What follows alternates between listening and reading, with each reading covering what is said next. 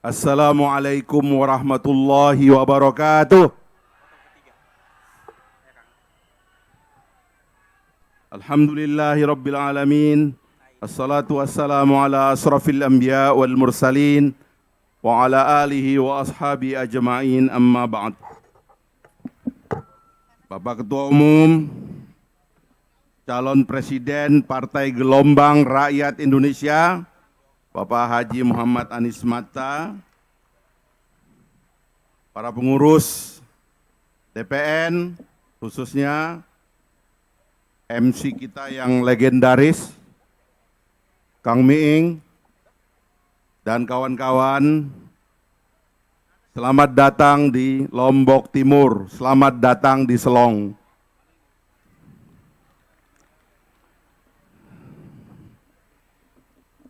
Saya juga sudah 5 tahun tidak pidato di Lombok Timur.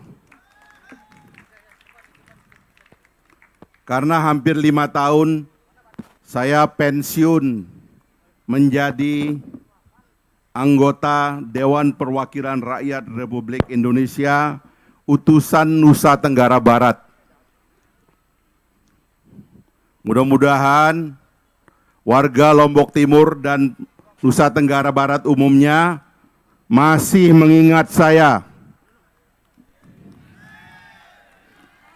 Saya mau nanya, masih ingat saya enggak? Benar masih ingat saya? Benar? Sekitar 5 tahun yang lalu, kami para inisiator partai ini memikirkan dan memutuskan secara seksama dan dalam tempo yang sesingkat-singkatnya, meskipun proses berpikirnya sudah sangat panjang, untuk mendirikan, melahirkan, dan mengumumkan sebuah kekuatan baru bangsa Indonesia, sebuah partai politik baru yang kita siapkan untuk menyelamatkan transisi Indonesia dan menghadapi krisis yang menghadang di depan mata kita. Kritiknya banyak, teman-teman silakan membaca dan menonton, banyak sekali pandangan, sikap, tulisan, wawancara, podcast, pidato, khususnya dari ketua umum kita, yang tidak ada ketua umum partai seperti ketua umum kita.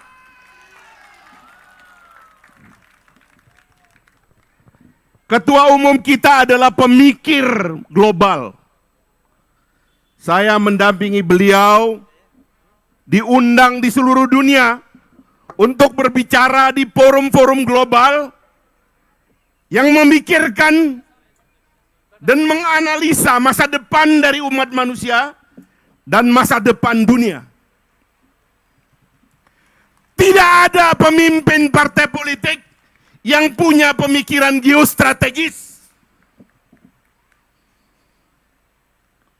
Partai politik sudah terjebak dan para pimpinan partai politik sudah terjebak menjadi pelayan bagi ambisi-ambisi kekuasaan rendah. Sehingga bangsa ini jangankan memimpin dunia, sebagaimana mimpi para pendiri bangsa, partai politik terjebak menjadi tempat persekongkolan kekuasaan pemilik uang dan pemilik pengaruh untuk merampas harta benda rakyat Indonesia.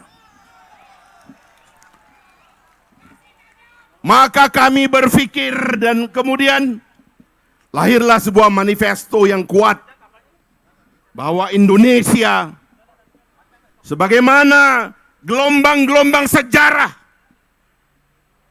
memerlukan satu kelahiran baru yang akan mendatangkan tangis kelahiran, karena di sana ada tangis kematian, lumpuhnya jiwa dan pikiran para elit bangsa kita. maka kita deklarasikanlah pada tanggal 28 Oktober Partai Gelombang Rakyat Indonesia sebagai kekuatan baru yang alhamdulillah melalui proses yang sulit luar biasa, bahkan termasuk verifikasi yang juga rumit. Dan kabar gembiranya adalah di Nusa Tenggara Barat ini satu-satunya partai yang lolos verifikasi faktual tanpa perbaikan adalah Partai Gelora Indonesia. Ini menandakan bahwa kalau ada tempat di mana Partai Gelombang Rakyat Indonesia ini, Partai Gelora nomor 7 ini nanti menang besar dan mengangkat pemimpin-pemimpin yang baik, maka tempat pertama kemenangan itu adalah di Nusa Tenggara Barat. Saya ingin bertanya kepada teman-teman yang hadir di sini. Apakah saudara-saudara siap untuk menjadi pemenang di pemilu yang akan datang? Apakah saudara-saudara siap mengantarkan partai ini sebagai pemenang? Apakah saudara-saudara siap mengantarkan pimpinan partai ini menjadi pemimpin republik ini?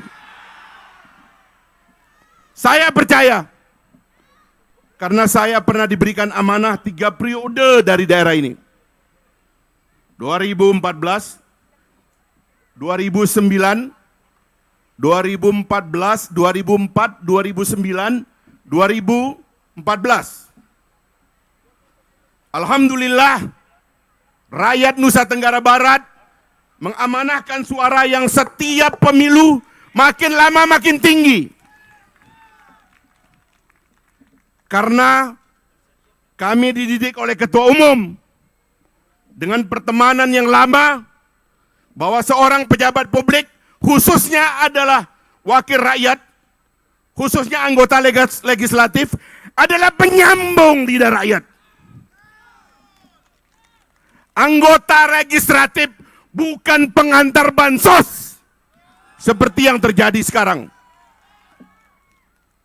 Sibuk menjadi pelayan eksekutif. 10 anggota dewan dari Nusa Tenggara Barat tidak ada yang berbunyi atas kezaliman yang terjadi. Tidak ada yang berbunyi atas ketimpangan yang terjadi.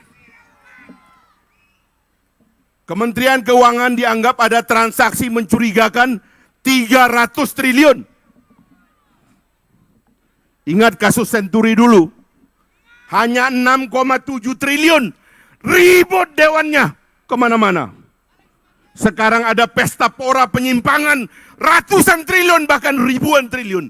Anggota dewannya mingkem saja. Sibuk menjadi pelayan eksekutif. Bawa sumbangan ke sana kemari. Maling di Jakarta seolah-olah nyumbang di sini. Partai Gelora menang, insya Allah tidak akan ada anggota dewan yang menjadi bebek penguasa. Mereka adalah penyambung lidah rakyatnya. Mereka adalah yang menjadikan rakyat bersuara keras. Mereka yang menjadikan orang-orang lemah menjadi kuat. Dan suara-suara yang tidak terdengar didengarkan di mana-mana. Itu komitmen daripada Partai Gelora. Dan alhamdulillah kami kembali lagi ke sini. Meskipun sekarang menjadi 2 daerah pemilihan NTB 1 Pulau Sumbawa dan NTB 2 Pulau Lombok. Tapi sebagai Nusa Tenggara Barat, kita berhenti mengirim antek-antek elit Jakarta untuk menjadi pejabat di Jakarta. Kita kirimkan singa-singa yang bersuara. Kita kirimkan Raja Wali yang terbang tinggi. Nusa Tenggara Barat berhak punya pemimpin yang baik dan punya yang wakil yang baik di seluruh jajaran legislatif. Inilah salah satu ikhtiar yang kami sangat gembira bahwa penjagaan reputasi kami sebagai yang mendapat amanah dari rakyat Nusa Tenggara Barat tidak sia-sia. Karena alhamdulillah sambutan kepada Partai Gelora Indonesia di Nusa Tenggara Barat ini amatlah hebat. Memang forum kita hari ini dibikin agak beradab, karena biasanya forumnya dekat dengan panggung dan semua berdiri di depan panas-panas. Sekarang ini Pak Ketua DPW kita, Pak Lalu Fahrul Rozi, menghadiahkan masyarakat dengan terop-terop yang sejuk. Sebenarnya kami ingin agar hati kita panas melihat situasi ini, bergelora dan membara melihat keadaan ini. Mudah-mudahan duduk di bawah terop yang hangat tidak membuat kita lupa bahwa kita memerlukan arah baru Indonesia, dan bahwa Indonesia bisa menjadi kekuatan besar di dunia, dan bahwa Indonesia bisa memimpin dunia, dan bahwa dari rahim Ibu Pertiwi dapat lahir pemimpin dunia sebagaimana dahulu pemimpin-pemimpin Indonesia membanggakan dan menginspirasi dunia kita. Maka nanti kita akan mendengarkan kelahiran dari seorang pemimpin, anak orang biasa, anak kita-kita. Lahir nun jauh di Bone sana. Kalau orang Sumbawa ini banyak orang Bone, banyak orang Bugis. Di pesisir Lombok ini juga banyak. Dari orang biasa yang punya niat agar orang-orang terbaik dari wilayah-wilayah di seluruh Indonesia datang ke Jakarta menjadi pemimpin negeri ini. Sebagaimana kami, saya lahir di Sumbawa, di tempat yang tidak ada listrik. Baru setelah saya berumur 13 tahun listrik ada di kampung saya. Saya tidak pernah nonton TV karena tidak ada TV. Baru setelah saya berumur 8 tahun ada satu TV di satu kecamatan hitam putih. Saya masih mandi di sungai telanjang seperti orang Lombok.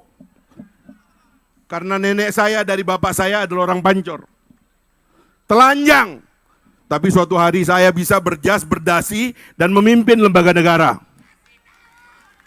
Begitulah pemimpin itu seharusnya. Mereka yang datang dari rakyat, punya pikiran yang luas, punya analisis yang tajam, dan mampu menggalang kekuatan rakyat untuk memenangkan pemilu yang akan datang. Partai Gelora bersyukur karena kita punya pemimpin seperti itu. Dan insya Allah nanti akan kita mendengarkan beliau. Saya hanya ingin mengakhiri dengan satu pertanyaan. Kita memilih titik ke-7 sebagaimana nomor 7 Partai Gelora untuk konsolidasi di Lombok Timur di Selong ini. Menjelang Ramadan dan tidak ada lagi konsolidasi seperti ini memasuki bulan Ramadan. Saya ingin bertanya, apakah ikhtiar sungguh-sungguh dari partai untuk memutuskan titik ke-7 ini akan bisa kita buktikan untuk mengantarkan Partai Gelora sebagai pemenang pemilu yang akan datang? Apa kita bisa? Apa kita sanggup? Apa kita mampu? Bismillahirrahmanirrahim. Assalamualaikum warahmatullahi wabarakatuh. Salam Gelora. Keras lagi, salam Gelora. Keras lagi, salam Gelora. Keras lagi, salam Gelora. Semangat Indonesia. Salam Gelora. Semangat Indonesia. Salam Gelora.